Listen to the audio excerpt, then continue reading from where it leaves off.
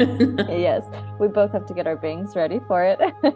I know. I love your bangs. Very fun. Oh, Yours thank are looking you. a lot better than mine right now. But I need to get a cut. I like the way they look. Okay, I'm gonna go one brush. Okay, better. Perfect. Okay. Thank you again for your time today. It's always really exciting to be able to speak with the people behind these projects that make us laugh, make us cry. This is certainly one that I was totally hooked into just because I adore Toni Collette, and especially when she gets to be in comedic roles. I know that both of you have been able to work with each other in the past, so I'm excited to learn all about that relationship that you two build. But I do have to say, I love the message of eat, pray, fuck in this movie. That is just the perfect message for this. Awesome. Were you a fan of Eat, Pray, Love when that book came out and eventually the film came out? Yeah, I can't say that I actually read the book, but I saw the movie, and of course, it's very cool and beautiful, and Julia amazing, and yeah. Was that like a life goal? Like, I need to make a version of this in some point in my life. Oh, I wish it was. It wasn't my life goal, but I guess it is. I guess I fulfilled it anyway. Yeah. You got it. I know that you were not the original writer of this story. That is from I'm not sure how to pronounce her last name, but Amanda Oh, Sears. Amanda Steers came up Yes. with the concept, and then Michael Feldman and Debbie June wrote the script. Yes, yes. Do you know, from Amanda's point of view, how this story came to her mind? Because, having an everyday American woman get a phone call that basically tells her she's about to run the mafia is certainly an idea. Really fun. Such a great idea.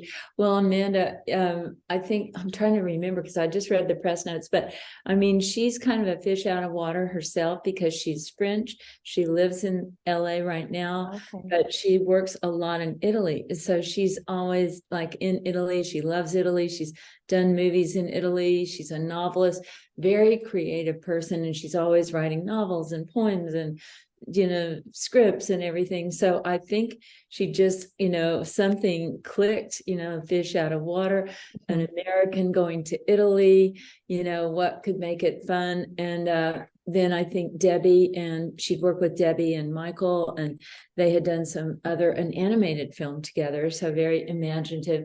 So they worked on this, sent it to Toni, and Toni said, "How about Catherine?"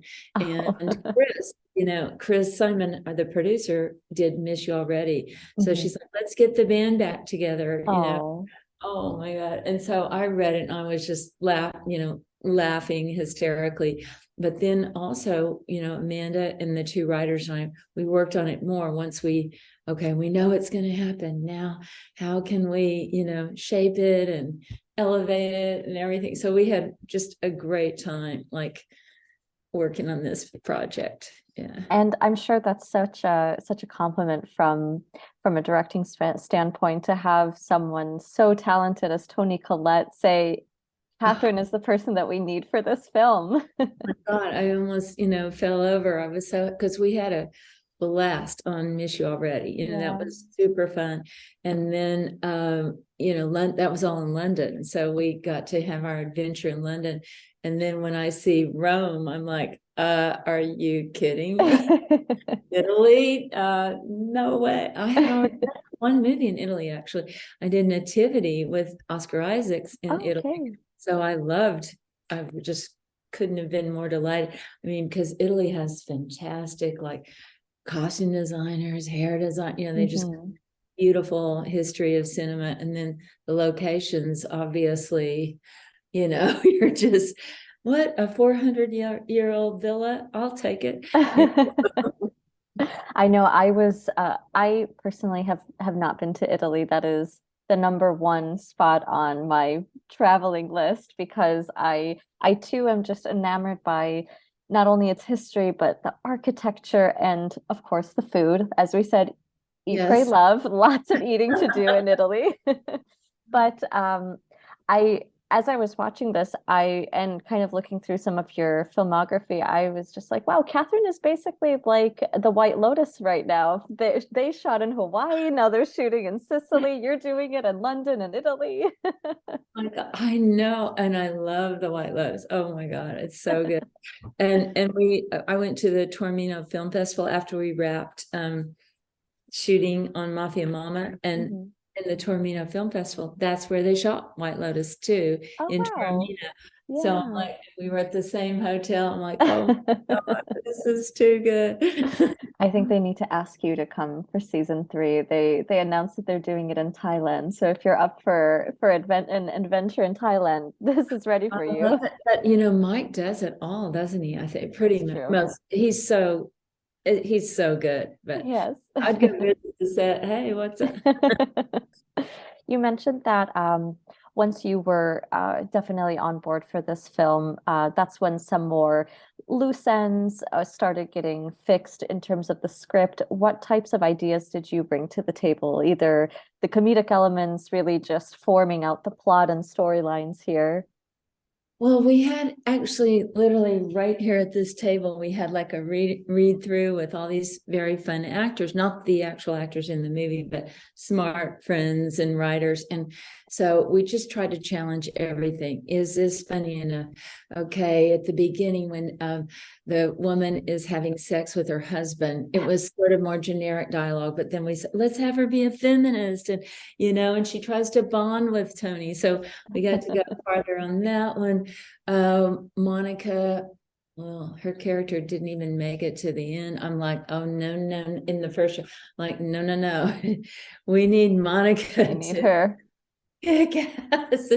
We want Monica to live all the way through. So, that was one of the things. There's a few little twists we don't want to totally give away, like about Monica, certain details about her. Yes. That was some funny stuff we added. And then what was kind of great, as soon as I got to Italy and I started meeting all the real Italian actors and rehearsing with them and going to the real locations, I was able to just make it even richer and deeper, because all the real Italian actors came and told me funny things they would say or not say, or what they would do. And then you would go to the villas and you'd see these great locations and gardens. Okay, let's do that scene outside. Let's make it about this. You have the funny scene on the daybed, Mhm. outside the villa, where you have that actor, Eduardo Scarpetta. He brought a lot to it, like be the leopard. All the leopard was something when I started coming up with the logo for the Balbanos. Then let's put the leopard in, so Mhm. it just starts to grow, really in a fun way, organic way. Yeah. And it seems like it was such a collaborative set in every possible way. Everybody kind of had a way to say, actually, this seems much more natural for this situation or this character. Or they might pitch a crazy idea. I'd be like, Monica pitched some really fun ideas. Eduardo had some fun ones. I'm like, let's do it. Um, since you keep mentioning, so we have Tony Collette and Monica Bellucci in this film. What was that dynamic like on set? I mean, two powerhouses, two insanely talented and very funny women in this film. Oh my God, I just loved it. And I love the dynamic because, of course, her character is the more polished, elegant. She's all Dolce Gabbana, she looks amazing.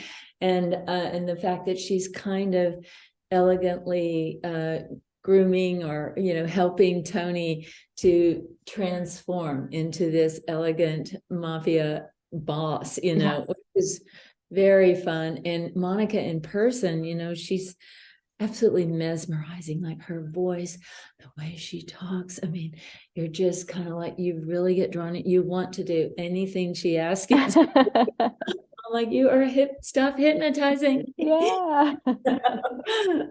And I love seeing her and Tony because I mean they look so different in a way visually, the blonde and the dark, and they were just this kind of great contrast, like a yin and yang, because Tony's all bubbly, Monica's more reserved, but it was really a fun dynamic.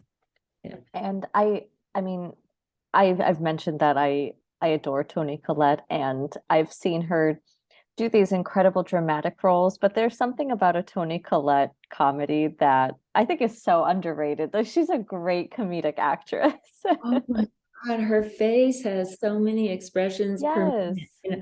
Like if you like timed it, you went, oh my God, her face changed, more muscles than anybody has in their face or in movement at all times. And it's true. I mean, we've been watching her getting killed and in the staircase and like, oh, I don't want to see Tony killed or have to be the daddy old whatever, I like seeing her the badass that she She is. totally is. And in this movie, maybe sometimes the accidental badass in this film in a few in a few jarring scenes, but I think that that just adds to the comedy about this film.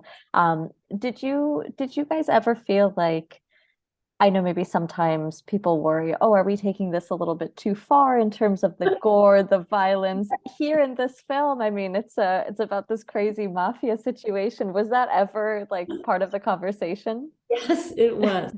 I mean, but you're right, like just what you just said, it's a mafia movie. So if you had it like totally sanitized, it would be kind of like, what? Very bland, I think. But I think when I first read that Zoom scene, crotch eye, I was like, which, is an amazing scene. I was like, okay, we got to go for it. If we're going to do it, we got to do it. And so I said, we're making a prosthetic head so we're making a prosthetic crotch, we're getting an actor that's going to be willing to do this.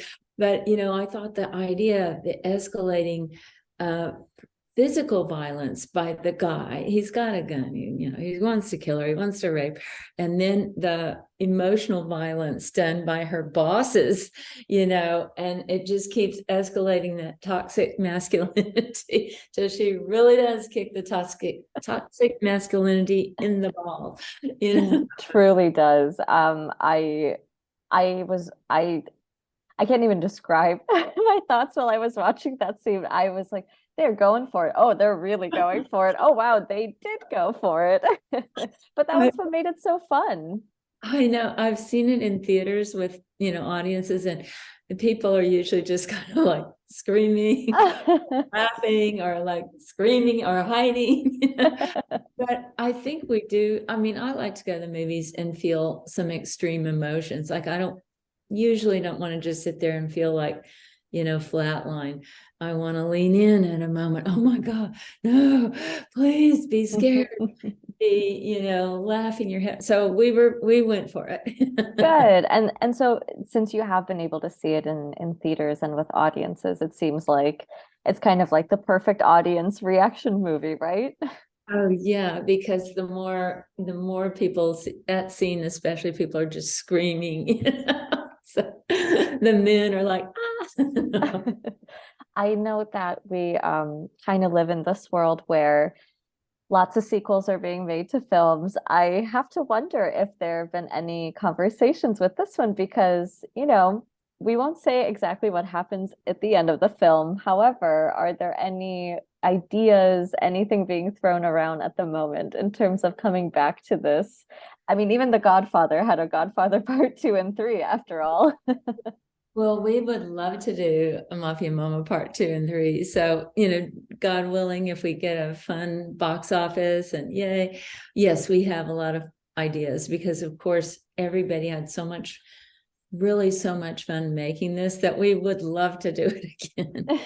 And we have some crazy ideas. So, yeah. Good. Well, you have a fan in me in terms of wanting to see a second part. I like that. We kind of mentioned this a little bit before we started really chatting, but you did direct Twilight, and during the pandemic that had such a huge resurgence. It was definitely in my age group when that film first came out. I mean, I was a teenager. I was watching those films with my mom. My mom loves all of the Twilight films. And so how has it been for you to see these last few years, people on social media, the Gen Z crowd discovering this film and just really going for it? I think it's just very exciting. I mean, I love it, because as I mean, Kristen and Rob and we really put our heart into it, and tried to really make you feel like, what's it like to be in love for the first time, and how busy and ecstatic is that. So I love it that it's still, you still kind of feel that when you watch it. They did such a great job, our actors. So yeah, I love it. I mean, I love all the jokes, all the parody. I love everything. I swear there was one point where I would check TikTok, just to pass the time. Every single day, I would see a new parody Twilight video, somebody recreating scenes. I mean, it was a phenomenon. I already thought that the phenomenon happened when the movie first came out, but this it was even bigger and louder, I feel. Oh my God, it's so fun. I know I should probably go look at half of those. I mean, I was laughing the other day, even seeing some people recreating scenes from 13, my first film on TikTok. That has a following too. And then people are dressing up and doing the scenes. I'm like, wow, this is awesome. It's so great. It's just the most fun thing in the world, I think, to see like the afterlife and then the afterlife. There you go. I know we have to wrap up in a little bit. I would just love to know, in general, as I was looking through your filmography, you definitely have an affinity for these female-led stories, whether they're romances, coming of age stories, mafia movies. Has that always been where your heart has been in terms of telling these diverse female stories? And is that something that we can continue to see from you in the future? I think so. I think it's kind of inevitable. Obviously, being a woman, I Yes. totally gravitate and relate to like Nikki Reed's story in 13, or Bella, even Mary and Nativity, of course Tony. So, and Gina Rodriguez, Miss Bala. So I love all those, really strong women, or women that are flawed and trying to figure their stuff out, and then they succeed somehow, against all odds. Yeah, no, I love those stories. I've written 2 other scripts that are, also strong female characters. So fingers crossed. Yeah. Oh, I'm so excited. I'm excited for Mafia Mama 2 and whatever else you have up your sleeve. Oh my God, you're our most awesome audience. Thank you. Thank you. Well, Catherine, I just want to say it was such a pleasure to be able to meet you and to chat with you a little bit today. Congratulations on this film, and really just such a long line of wonderful films that I have enjoyed watching throughout my life, and I'm looking forward to many more to come from you. Wow, thank you so much. Yay, great to meet you. Have fun in Palm Springs. Oh my goodness, you better believe it. It's nice and warm over here. But too, you have the beach, so. I love it, yeah.